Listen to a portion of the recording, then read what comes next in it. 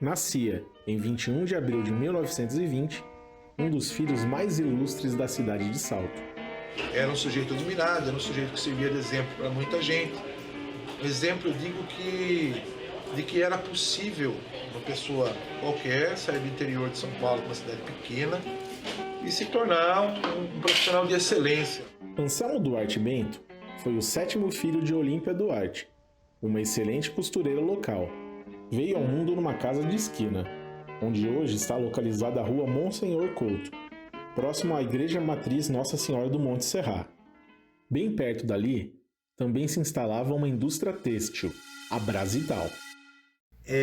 A Brasital foi aquela empresa que fez com que a Salto tomasse uma nova feição, uma nova face, subisse mais no degrau da história das indústrias de Salto. Por muitas décadas, os teares da fábrica, de origem italiana, eram a fonte de renda de muitas famílias saltenses. Pessoas que trabalhavam na Brasital tinham uma vida muito tranquila, não ficavam milionários, não ficavam ricos, mas podiam enfrentar a situação do país, mesmo em épocas difíceis. Em 1929, por exemplo, meu pai contava que a Brasital reduziu de 6 para 4 dias de trabalho por semana. As mudanças provocadas pela Brasital não se restringiam apenas à economia. A indústria fez surgir uma nova configuração urbana. Esse mecanismo criado por essas fábricas, de criar essas moradias próximas, é uma forma de garantir que essa população ela venha para o centro da cidade e não precise se preocupar em perder 1 hora, 2 horas de deslocamento para poder chegar no seu trabalho. Assim como o município, Anselmo Duarte crescia e então começou a frequentar o Grupo Escolar Tancredo do Amaral. Tombada em 2010, a escola atravessou muitos momentos e continua a formar cidadãos em Salto. Aos finais de semana, o cinema era a principal fonte de entretenimento de muitos saltenses. Aqui em Salto, nós tínhamos 3 grandes cinemas, e esses cinemas eles estavam dentro do radar, dos lançamentos nacionais e internacionais.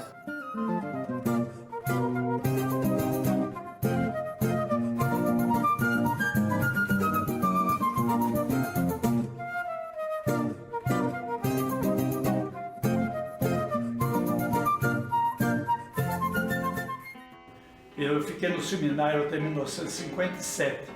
Quando eu saí de lá, aí eu assumi o cinema junto com o rapaz. O cinema fez parte da minha vida. A primeira coisa que eu comecei a fazer foi aprender a passar filme. Aprender a desenrolar primeiro, depois colocar o filme no projetor e tocar a vidinha ali, até aprender tudo. Porque dono de cinema do interior é que nem dono de circo. Faltou palhaço, ele é o palhaço. E assim faz. A gente foi varredor de cinema, foi operador, foi bilheteiro, porteiro, cartazista. Tudo que a gente podia fazer no cinema, a gente fazia. Eu senti muito quando fechou o cinema. E foi por meio desses cinemas que Anselmo Duarte começou a se apaixonar pela película. Ele foi molhador de tela, né? Ele usava uma espécie de seringa gigante, assim, de bambu, que eles chamavam de estoloque, enchiam de água e molhavam a tela para que não pegasse fogo, porque antigamente a imagem era projetada contra o plano, ela esquentava muito, para não pegar fogo, eles molhavam. Em meados dos anos 30, Anselmo vai para São Paulo, em busca de seus sonhos. Na capital paulista, o jovem, encantado pela comunicação e pelas artes, trabalhou como redator e dançarino, antes de se transformar num dos principais galãs do cinema mundial. Enquanto Anselmo decolava para seus voos mais altos, a cidade de Salto vivia um momento de superação, reconstruindo a igreja de Nossa Senhora do Monte Serrat, destruída por um incêndio. Salto sempre foi uma cidade religiosa, cidade onde predominou e ainda deve predominar a Igreja Católica. Então as pessoas frequentando a igreja e os eventos por ela promovidos viviam numa união importante. Sabe que uma união, mesmo numa situação difícil, quando existe união, o trabalho se torna mais profícuo, né? O trabalho apresenta bons resultados. A padroeira ela vai ser a grande responsável por trazer uma população aqui para a cidade por uma questão de fé. A identificação de Salto com Nossa Senhora do Monte Serrat sempre foi sem tamanho. Tanto que a paróquia exerce, até os dias de hoje, papel fundamental na festa que celebra o aniversário da cidade. A festa do Salto era uma festa aguardada por todos. Era a época que as mulheres mandavam fazer vestido, os homens mandavam fazer terno, todo mundo usava terno, ia na praça, naquela época de terno, inclusive gravata também, a maioria.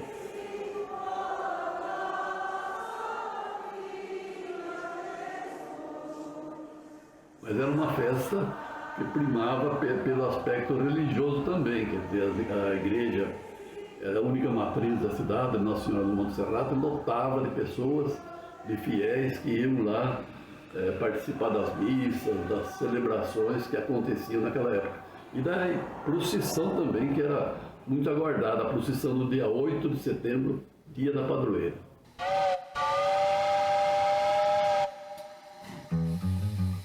A estação ferroviária, que durante a festa era a porta de entrada dos turistas, também representava o início da história de muita gente com a cidade. Lembro do trem chegando, apitando, o apito do trem ficou na cabeça de muita gente até hoje, e de pessoas que vinham para Salto, para trabalhar, para conhecer a cidade, e os turistas que chegavam. Nessa época, Anselmo Duarte já se despontava como um dos grandes atores no cenário nacional. Fez, em 1952, a obra Tico Tico no Fubá, produzida pela Companhia Cinematográfica Vera Cruz, onde foi contratado com o maior salário. O que ele fazia era noticiado, né? Tanto aqui quanto pelos jornais da região, pelas rádios da região, né?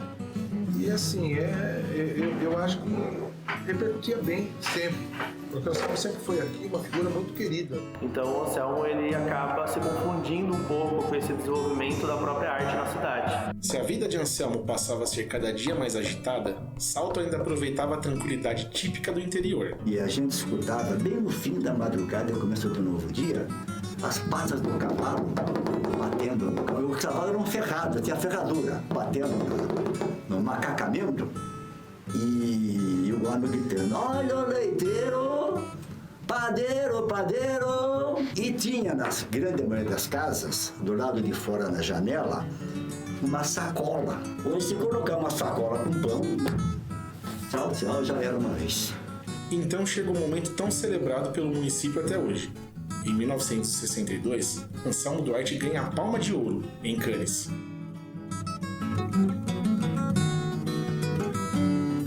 Além da Palma de Ouro, que era o prêmio mais prestigiado, ele ganhou o Golden Gate, Critic Award, Sapato Viejo e muitos outros.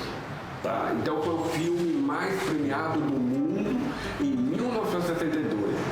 Por que a Palma de Ouro marcou? Todo cineasta queria ganhar a Palma de Ouro. Mas os filhos achavam genial, né? Ter um pai que era famoso, onde ele andava era reconhecido.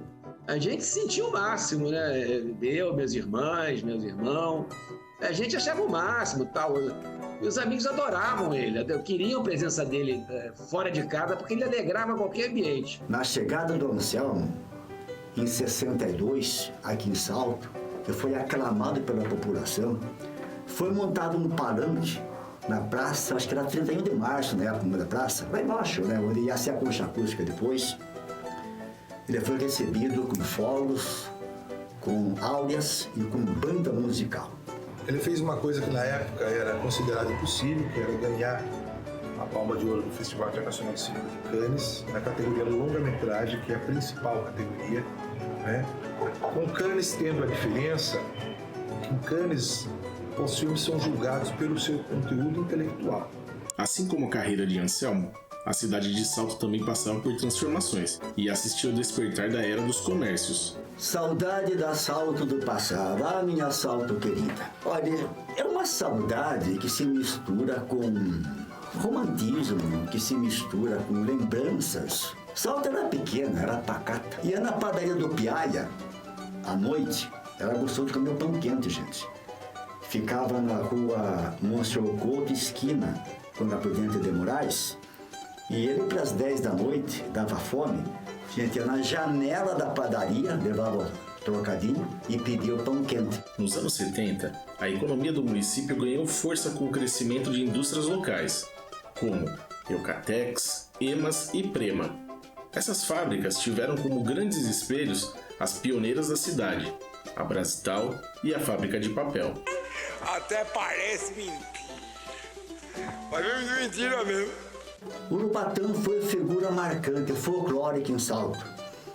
Ele trabalhava com Walter Carra em madeiramento na rua Prudente de Moraes, mas ele não se prezava, certo? Ele dormia em cima da madeira, ele não queria nem saber.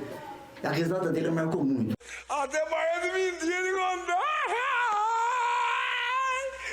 Ele vendia rifa, Ele ia num bar, por exemplo, e pegava uma carteira de rifa. E saía vender a rifa de um pernil assado. E a pessoa que ganhava, ele ganhava um trocadinho do bar, para isso daí. Ele vendia o número de rifa, a pessoa marcava, mais para colaborar com ele. Olha, vamos fazer isso, vamos combinar. Se você ganhar o pernil assado, você me convida para o almoço, tá? Enquanto isso, Anselmo Duarte continuou a produzir e dirigir ótimos filmes, com destaque para Vereda da Salvação, de 1965, Quelé do Pajeú, de 1969, O Crime do Zé Bigorna, de 1977, entre outros. Mas o período da ditadura não foi fácil para o diretor. Também vi o sofrimento dele depois que teve a ditadura, a Revolução Militar em 64, como ele sofreu. Então eu acompanhei também essa fase que foi muito ruim para ele, ficou muito triste, ele foi meio banido aqui do cinema. Além da força do cinema, o carnaval era outra fonte de alegria para os saltenses, que desfrutavam de alguns clubes, dentre eles o Ideal.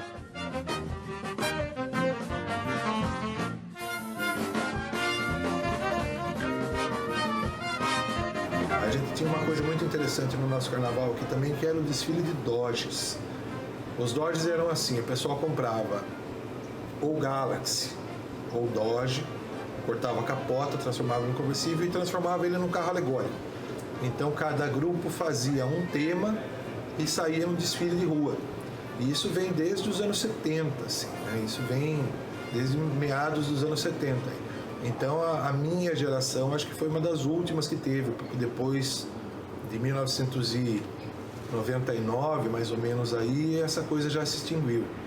Em 1980, a devoção a Nossa Senhora do Monte Serrat foi solidificada pela construção do monumento à padroeira. A obra possui 30 metros de altura e é um dos maiores símbolos da fé no Brasil. Em 1987 foi construído o hospital municipal que temos hoje. Sob críticas, porque eu ouvi muita gente falar, por que esse monstruoso prédio? Para fazer o quê? Penso que aqui é São Paulo, Albert Einstein. Hoje o prédio é pequeno, não comporta mais. No mesmo ano, o programa de rádio Gasparini Filho ganhava vida e permanece até hoje no ar, sendo referência na cidade. Alô amigos, com muito carinho, bom dia. Estamos iniciando pela sua FM 90, mais uma edição do que? Melhor clássico da música sertaneja. Linda manhã nascendo em nossa cidade. Céu parcialmente azul, nuvens esbranquiçadas são beijadas pelo sol. Daqui a pouco o sol se estica no espaço e beija a face da terra. No seio da montanha, o sol se abre em leque.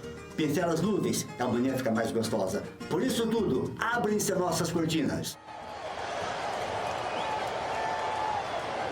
No ano seguinte, em 1988, o basquete feminino colocaria a cidade de Salto no noticiário nacional, com o título do Emas Mandi, no Troféu Imprensa, tradicional competição no Brasil. Nessa época, as oportunidades que a cidade já oferecia atraíam muitas pessoas de outros estados. A gente percebe que dos anos 80 até meados dos 90, a população de Salto dobra, né? E esse é um fenômeno que, obviamente, nenhuma cidade do Brasil estaria preparada. São Paulo até hoje não é preparada pelas explosões demográficas que acontecem lá, por exemplo, e vai criar essa feição que nós temos hoje de Salto, que é uma cidade que tem influências de vários grupos sociais e de origens diversas. Apesar de tantas mudanças, a cultura nunca perdeu seu valor, e o Conservatório Maestro Henrique Castellari continua até hoje conectando gerações. Eu acho que o conservatório ele auxilia assim na maior parte em questões culturais. Então, tipo, Quando a gente pensa no Conservatório de Salto,